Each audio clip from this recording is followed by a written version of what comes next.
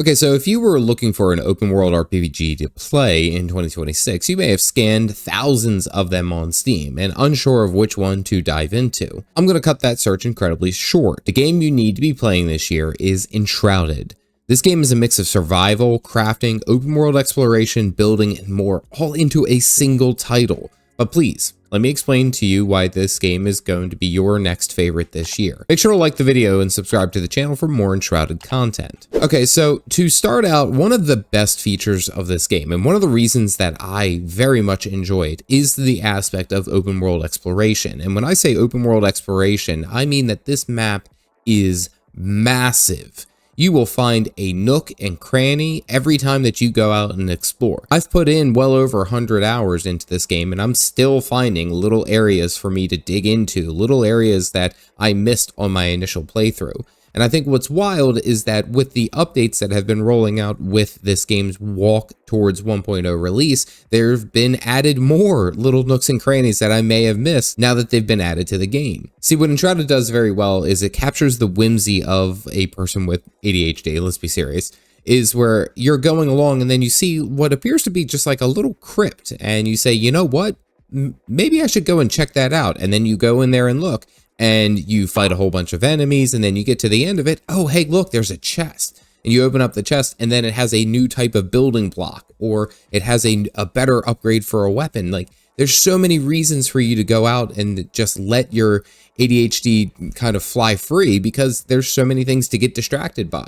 There's a mine that I have to go in and mine out the resources out of the earth. I have to fight all these enemies because there's a building over there and I want to just check it out to see if there's anything good in there for me to grab. See, they do a very good job of creating an open world that feels alive and that there's always something for you to be digging into. There's always something for you to find out. And that's why the open world exploration is one of the best features of this game, hands down. And that's not even to mention the being inside the shroud and the shroud mechanic and exploring in there. So just to be short, the shroud is a mechanic that once you enter in it, you only have so long before it will kill you. So you have to get out before the timer runs out.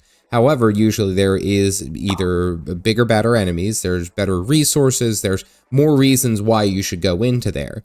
And usually in these shrouds, they have decimated towns and fallen buildings and crypts and things like that that require exploration, but it's kind of pressured exploration. And that's what's done very, very well. And honestly, you'll find tons of different reasons to enjoy just going out and going for a stroll. In each one of the biomes that they've created thus far, they're all handcrafted and they're all magnificent. Now, usually when I look at RPGs, there's a couple of things that I really want to hit. And one of the best things is a good combat system, a combat system that feels like there's a lot of give and take, like there's a little bit of strategy to it. It isn't just blindly swinging and wailing and going about your day. Enshrouded's combat captures this perfectly. Now, you can have a whole host of different types of weapons. I mean, from melee, we're talking axes, hammers, swords. They just added great swords with the water update. And then you can, of course, use a shield, which a shield is arguably just as important as using like a strong melee weapon. Then you, of course, have your ranged weapons, so your bows, and then you have your wands, you have your staffs, so you can be a wizard, but then you can also be a ranger. And there's like so many different things that you can be an assassin, which is really cool. The different combat styles that you have in this game really allow you to have the flexibility to explore that open world that I mentioned in your own way. But then the fights can be dictated off of how you wish to go about them. So one of the cooler things about the Enshrouded universe, we'll say, is this idea of a break bar or a stun bar, if you're familiar with that. So enemies will put up their guard while you're swinging and attacking, and it will build a small gray bar underneath of their health. As you break through that, once that bar hits max, the enemy becomes stunned for a couple of seconds, allowing you to get a few free hits in. You can speed this up from a number of different sources. My favorite is the parry system that they have implemented. Right before an enemy goes ahead and swings their attack, you can put up your shield while their weapon is flashing. And if you do that, you get a parry on them. And that parry will massively fill up their stun bar. Most enemies, it automatically fills it and they become stunned. Now, paired with some of the skills that you can choose, which again, I'll get that in a second, the skills will allow you to go ahead and pick up an attack called Merciless Attack. which once that stun bar is filled, you can perform kind of like a special attack that deals like 300% of a normal swing of damage. So it basically executes an enemy. It's really, really cool. On top of that, you have the capabilities of becoming like a fire wizard. You can have the capabilities of being a sharpshooting ranger and picking off enemies at a distance with your bow. Like the combat is so in depth with what you want to do. And then that follows up with the skill choices. There are so many skills to build the way that you want to. Now, of course, they have a mix of not just being focused purely on combat. There are some that are like, don't lose durability when you're using a mining pick or an axe, or there's ones that increase your stamina just while your baseline stamina regeneration. There's different ways that you can build your character, and that also adds to that flavor of sharp combat. I really like, for my example, I like a just typical sword and shield kind of warrior, parrying attacks and attacking from there. I build them to be a little bit defensive, and I know what I can take and what I can handle. There's just so much depth into this skill system and how you wish to explore this world. And that's not even to mention of how it will play into when you are playing with other players, because you can join in co-op with other players and have your skills synchronized in that sense that you guys are able to work together to overcome enemies rather than it just being a solo adventure. Of course, I'd be remiss to say is that you have skills like Blink, which allows your dodge roll to become a short range teleport.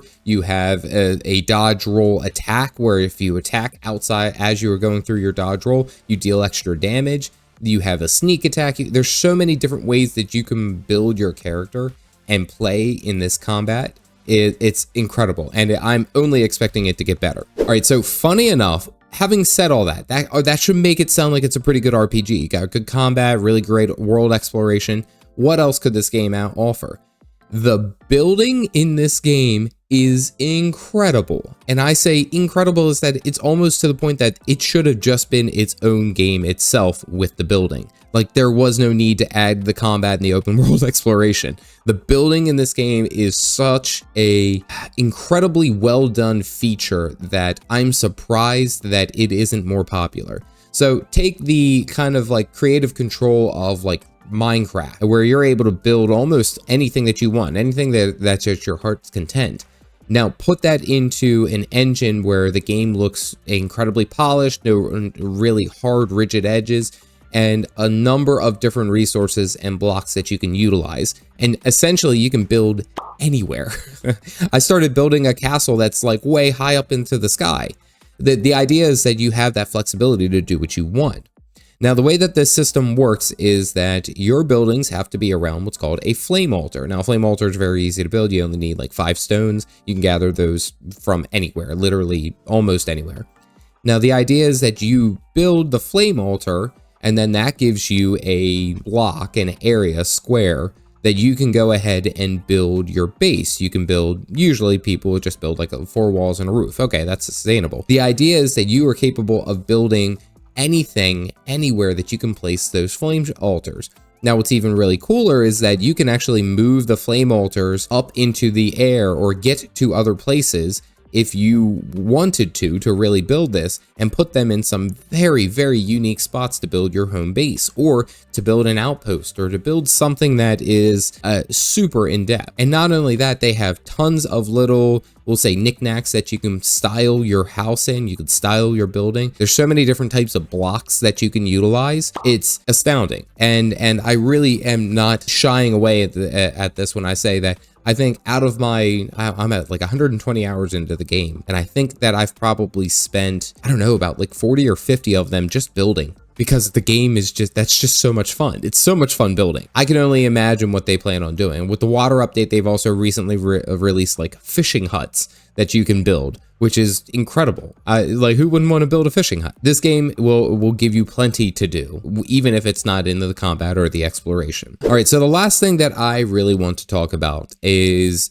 why I'm excited for Enshrouded in 2026. The game isn't even out of early access. everything that I've listed is this game still being in early access with the targeted point of being in 1.0 sometime this year. That is their goal. That should be something that more people are excited about, because that means that this is not even a fully released game. This isn't even a fully developed game, and it is this incredible. Now, every update they've added some kind of major feature. This last update, I say the water update, was of course because they added fluid dynamics into the game. Previously, there was no water anywhere. There wasn't even a single drop anywhere in this game. But what's important to note is that as we are talking about this game and it's being developed, it is working its way to a 1.0 release. And that's not even to say that there aren't any expansions down the line. That's not even to say that there aren't any free updates down the line, adding more weapons, adding more, we'll say, explorable areas. The world is the oyster, so to speak.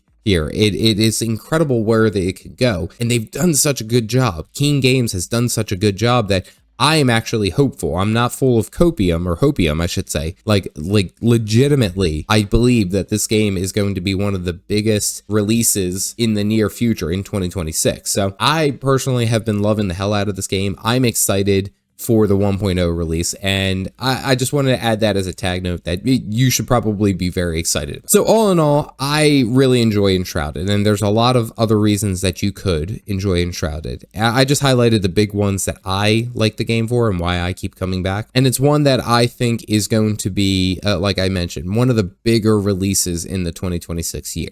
And this is why it's the perfect time for you to jump in and try it out. It's so worth your time, you're not going to be upset. If you are just getting into Enshrouded and you are looking for ways to help level up a little bit faster, is because we're starting to get up there in levels, you can click this video here to pick up some strategies and some, I won't say shortcuts, but faster ways to get up to max level. As always, stay caffeinated, folks.